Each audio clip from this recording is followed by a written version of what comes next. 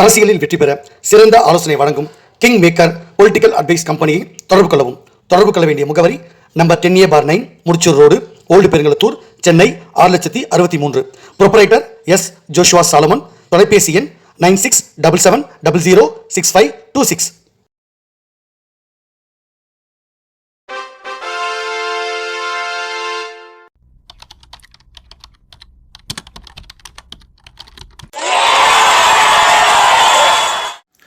உலகத் தமிழ் ரசிகர்கள் அத்தனை பேருக்கும் என்னுடைய பணிவான வணக்கம். நான் செந்தில்குமார்.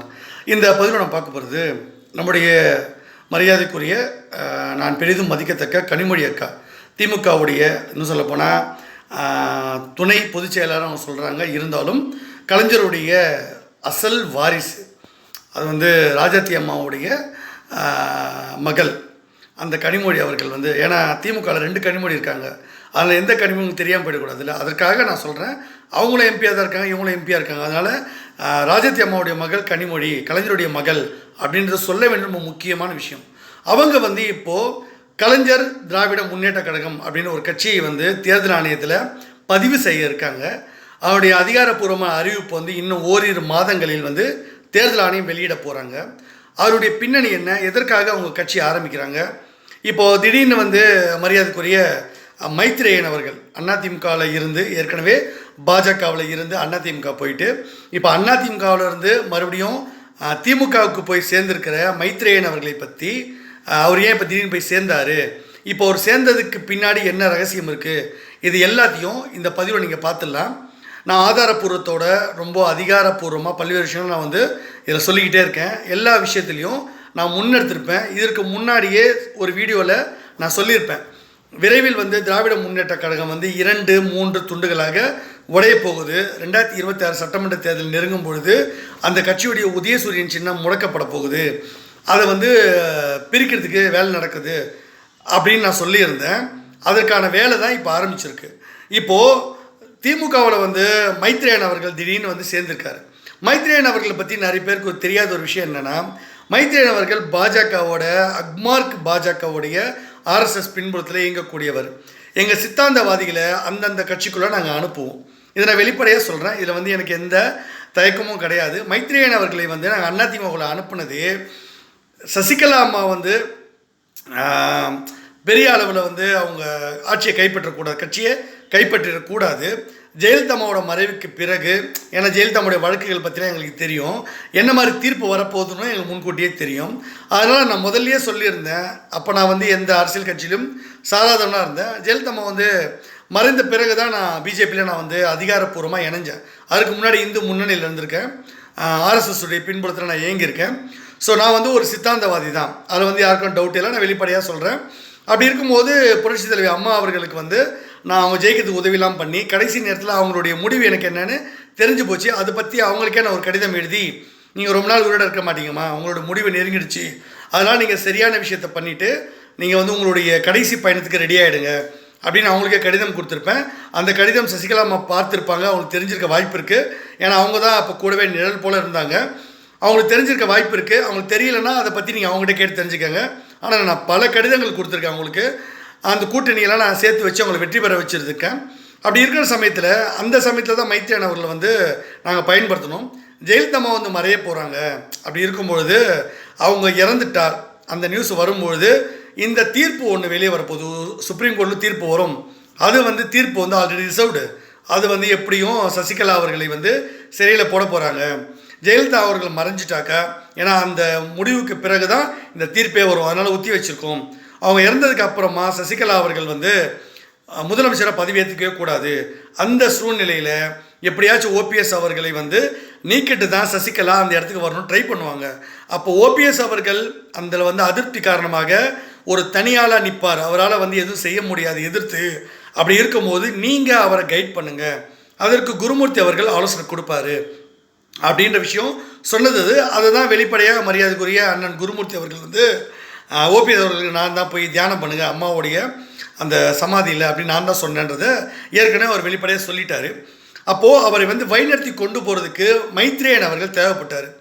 அதிமுகவை 2ஆக உடச்சி கொண்டு வர்றதுக்கு, அந்த ஓபிஎஸ் அணியை தனியாக பிரிக்கிறதுக்கு கொண்டு வந்தாங்க. ஏன்னா ஓபிஎஸ் அவர்களுக்கு அவருடைய அவர் உண்மையாக இருந்தார் அதிமுகவில். அவர் தான் அங்கே சிஎம்மாக இருக்கணும்னு நாங்கள் ஆசைப்பட்டோம்.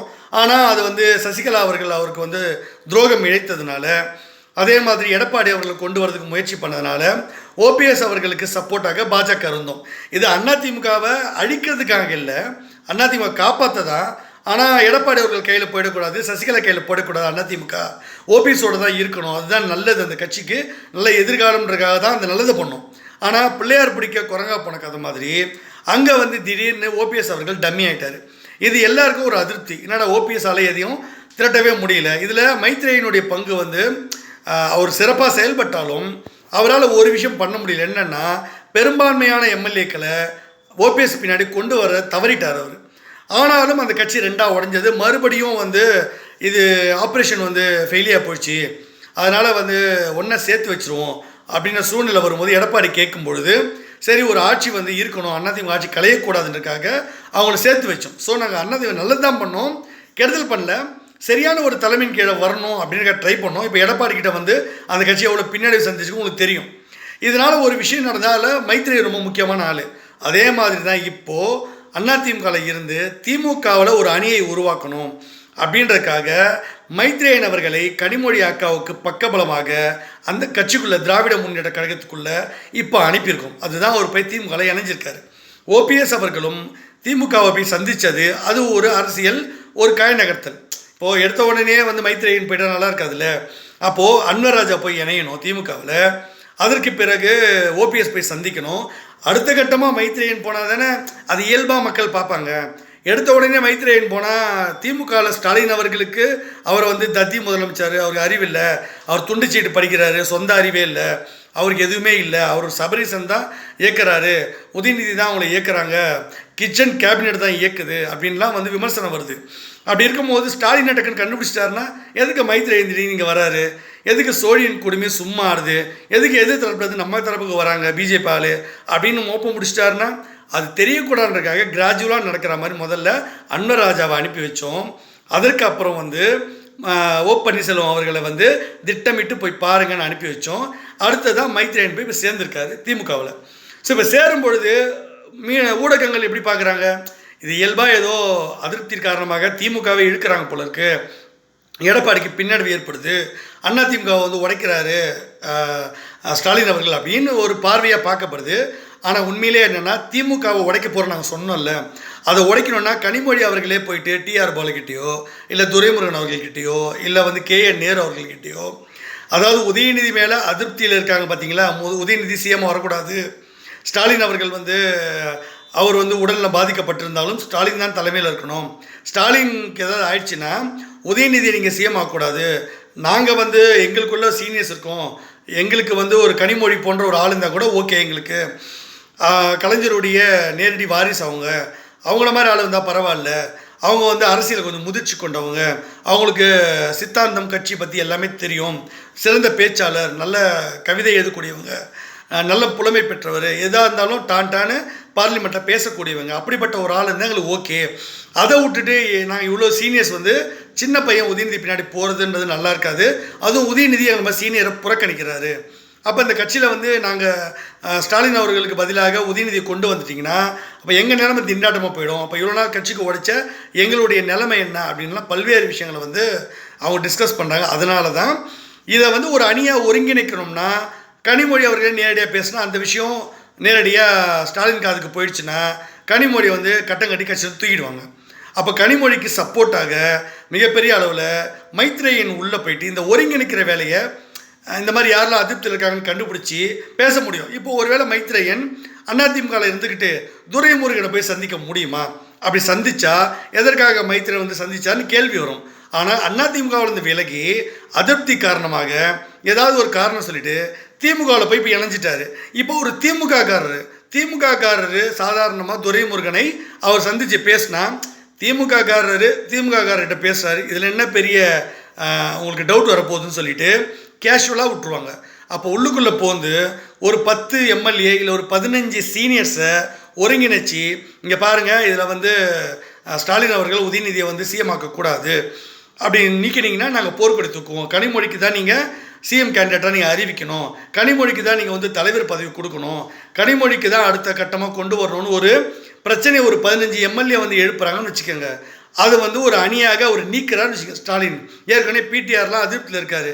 இவங்கெல்லாம் ஒரு முக்கியமான ஆளில் வெளியே வந்துட்டா கனிமொழி கூட ரொம்பவே சீனியர்ஸ் இருக்காங்க, படித்தவங்க இருக்காங்க, ரொம்ப திறமையானவங்களாம் இவங்க பின்னாடி இருக்காங்கன்னு 2 அணியாக பிரியும் பொழுது அவங்க என்ன கிளைம் பண்ணுவாங்கன்னா, இந்த திமுக எங்கள் அப்பா வந்து இது பண்ணார், அப்படி இருக்கும்போது எனக்கும் அதில் பங்கு இருக்குது, சொத்தில் பங்கு இருக்கா மாதிரி இந்த கட்சியிலேயும் எனக்கு பங்கு இருக்குது, நான் இந்த கட்சியை வளர்த்துருக்கேன், உதயநிதிலாம் இப்போ வந்தவர், நாங்கள் அப்பத்துலேருந்தே உடைச்சிருக்கோம், அதனால் இந்த கட்சி எங்களுக்கு சொந்தம் அப்படின்னு அவங்க வந்து அவங்க போட்டியாக ஒரு இது ஆரம்பிப்பாங்க.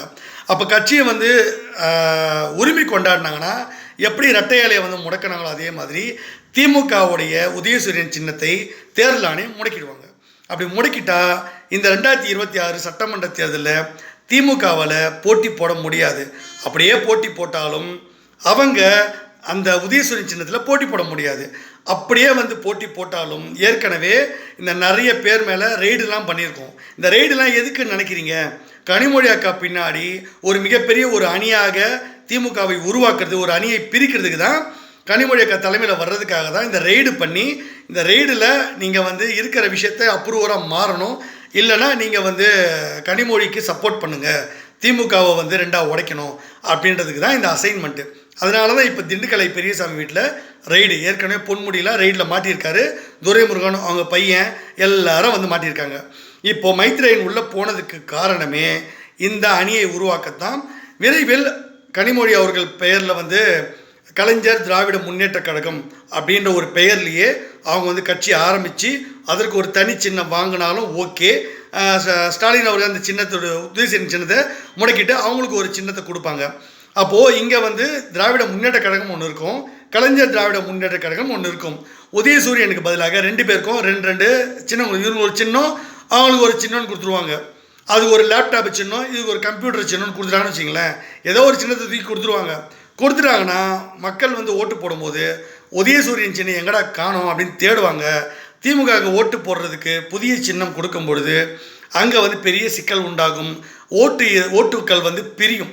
இதுதான் பிஜேபியோட பிளான். இதை நான் வெளிப்படையாக சொல்லிட்டேன்னா, இதை ஏன் நான் சொன்னன்றதுக்கு பின்னாடி ஒரு காரணம் இருக்குது, அதை நான் அடுத்த பதிவில் சொல்கிறேன். ஆனால் இதுதான் நடக்க போகுது. இதை கனிமொழி அவர்கள்கிட்ட வேணால் நீங்கள் போய் கேட்கலாம், நீங்கள் அதிருப்தியில் இருக்கீங்களா, இந்த ரெய்டெலாம் எதுக்காக பண்ணுறாங்க, 2G வழக்கில் உங்கள் மேலே வழக்கே வரலையே, அவ்வளோ பெரிய விஷயமாச்சு, மோடி அவர்கள் உங்களை எதுக்காக அந்த பெஹல்காம் தாக்குதல் விவகாரத்தில் பல நாடுகளுக்கு போயிட்டு நீங்கள் வந்து மோடியோட புகழை பரப்புறதுக்கு உங்களுக்கு தேர்ந்தெடுத்தாங்க? திமுகவுக்கும் பிஜேபி தான் ஆகாது. அப்போ ஒருவேளை அவர் உங்களை தேர்ந்தெடுத்து பண்ணால் கூட நீங்கள் என்ன சொல்லியிருக்கணும், இங்கே பாருங்கள் மோடியோட புகழெலாம் நான் பாட முடியாது, மோடி அவர்கள் சரியாக இது கையாளலை, நிறைய பேர் இறந்து போயிட்டாங்க, இது வந்து அவருடைய ஃபெயிலியர், ஆட்சி திறமையின்மை அப்படின்லாம் நீங்கள் பேசியிருக்கணும். அவரே கூப்பிட்டு உங்களுக்கு வந்து கொடுத்தா கூட அந்த குரூப்பில் நான் போக மாட்டேன், அது எனக்கு தேவையில்லைன்னு தானே திமுக சொல்லியிருக்கணும், கனிமொழி சொல்லியிருக்கணும். ஆனால் அதை சொல்லாமல் இப்போ வரைக்கும் அதை ஏற்றுக்கிட்டு அந்த இதில் இருக்கிறாங்கன்னா இதுக்கு பின்னாடி என்ன இருக்குது? இப்போவாது புரிஞ்சுக்கங்க, தெளிஞ்சு நடந்துக்கங்க. நான் சொன்னால் அது நடக்கும், நான் சொல்கிறது தான் நடக்கும், நடக்கிறது தான் நான் சொல்லுவேன்.